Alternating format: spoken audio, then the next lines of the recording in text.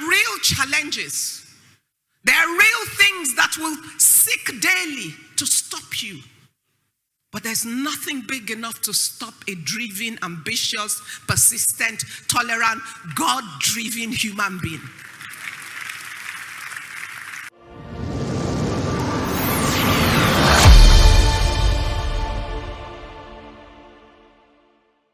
Hello, welcome back to my YouTube channel. In today's video, I'll be talking about the lessons I learned from a convocation speech by Ibukun Awosika. So, if you don't know Ibukun Awosika, she's a businesswoman.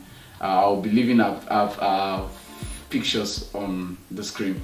She's a businesswoman. She owns a furniture company, and she's a multinational. She's a shareholder in the multinational companies, many multinational companies, and she's also a motivational speaker. Yeah, and I also consider her as a pastor. I'll consider her as a pastor because I've seen many of her messages in churches and all the other things. And also, she also featured in the movie Citation. She also featured in that movie. So she made a speech at the Convocation, Covenant University Convocation in 2018, and she spoke about many things. I learned many things in that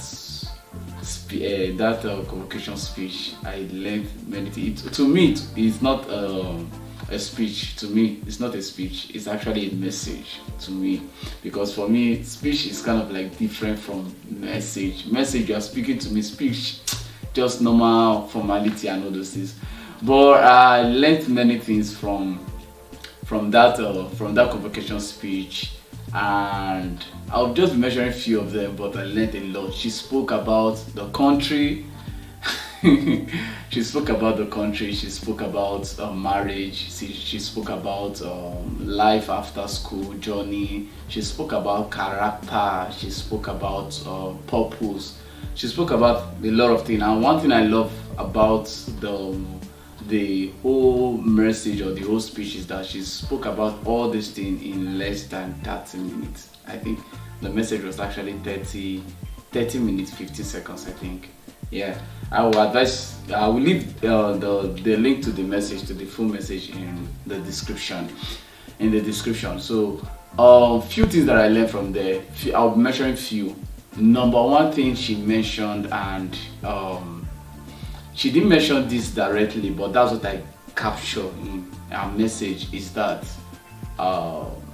the success or failure of a group is in the hands of the leaders of that group. Now, I learned this when she was talking about Nigeria, and there's a place she talked about power, that is electricity, being a problem in Nigeria during a time when she wanted to start a business, and even till today, electricity is still a problem. And this like 30 to 40 years gap, we still have electricity problem. So what I learned there is that for a group to be successful, the leaders, the success of a group is in the hand of the leader. Now, she's a successful businesswoman, and there are a lot of successful business people in Nigeria, but the truth is that Nigeria as a country is not successful. I'm sorry if that sounds so blunt and everything, but the goals, the things we aspire to achieve in this country, we've not reached half of it. We've not. But there are people in the country that are successful, but the country itself is not successful. So the success or failure of a group is in the hands of the leader. That's the first thing I learned there when she was talking about the country. I learned that when she was really talking about the country.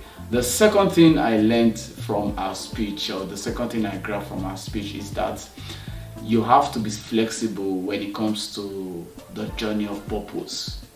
Yeah, you have to be flexible because life is dynamic, so you must be flexible.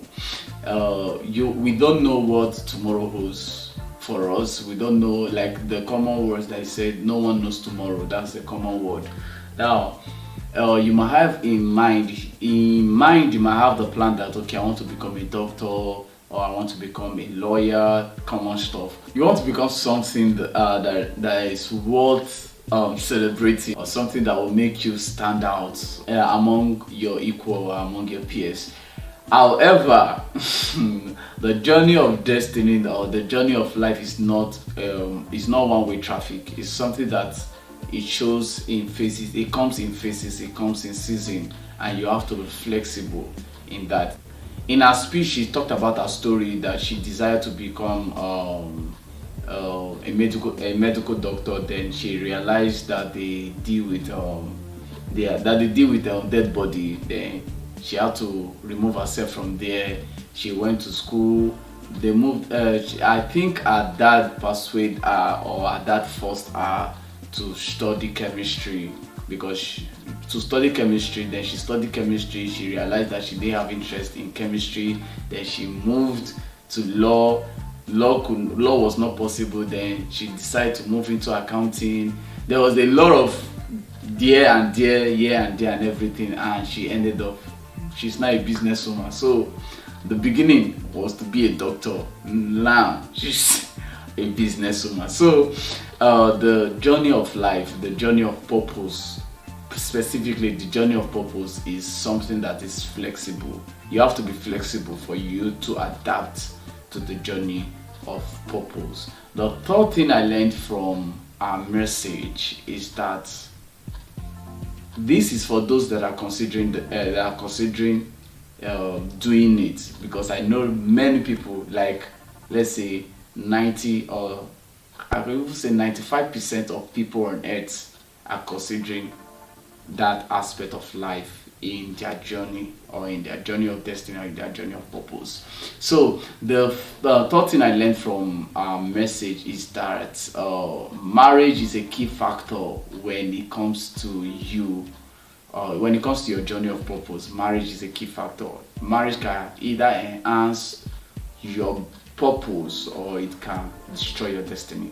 Yeah, that's the third thing I learned from our message. Marriage is a key factor. So when you are deciding who to marry, or when you're picking the person that you want to marry, you need to consider where you want to be. You need to consider where you want to be. You need to consider the kind of person, whether the person you are picking will encourage you to achieve your God-given dream. Yeah, that's it. The fourth one I learned from her is about character, attitude, actually, in general. Attitude, character. In fact, I'll just play that area for you. I'll play it in this video. I don't want to I don't know how to explain it, but I'll just play that aspect for you. Guess what the real things that will separate you outside? Your character, your personality, how you handle human beings, your ability to respond to situations, your ability to be creative in every impossible situation, your ability to engage with human beings with respect and a sense of dignity, knowing that every human being, rich or poor, small or big, counts. That not your neighbors, not the son of the minister or the son of the governor that you know, no. That the son of your house help, the son of your father's driver, that the gatesman in your house, every single human being that you will meet will count in your life, because you do not know where you will meet them again. And the other thing I learned from her again is she talked a lot about people matters. Yeah, she talked a lot about people, that people matter in your life.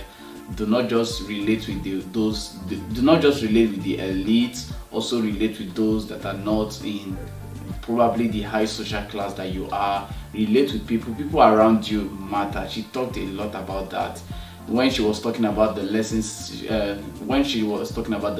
learned from Mahatma Gandhi, and she talked about people. And again, there's a place she talked about, she gave an illustration. She talked about people matter. She said a lot of things about the importance of people, and why it is good for you to relate with people in a mutual ground. Okay, these are the things I learned from that speech, that convocation speech. The speech was made in 2018. So what I'm repeating that is for you to be conscious about the time of the speech. The speech was made in 2018, and these are the things I learned from there. There are other things I learned also from there about education, about considering the certificate, but putting character and some other thing above certificate, because certificates might pave way for you, but what will sustain you in the labor force is those character, those your ability to solve problems and your ability to provide solutions and all those things. That's what I have to say for today's video. Thank you very much. Please don't forget to subscribe to my YouTube channel, and don't forget to like if you like this video. If you have anything to leave on the comment section below, leave it on the comment section below. And again, don't forget to follow me on my social media and on Instagram and Facebook. Yes, Instagram and Facebook, and also in this YouTube channel. Thank you very much for today's video. Until next time, for now, say bye. Yeah. A lot has been given to you by your parents, by the school, and by all the people that continue to invest in ensuring that you gain the right knowledge. And whatever you have not been given, go and find. So I do not care even if your parents are not the right example for what you know you should be doing. You have a responsibility to make the right choice. So don't give me an excuse. You are in the generation where you can seek information and support. You can seek enablers. And you can move the world and show the entire world that we do not need our people to die in the Mediterranean Sea. Nor do we need anybody to call us a shithole nation, because we're not. You must understand there is greatness in this nation, and you must emerge, and the responsibility is yours. Thank you.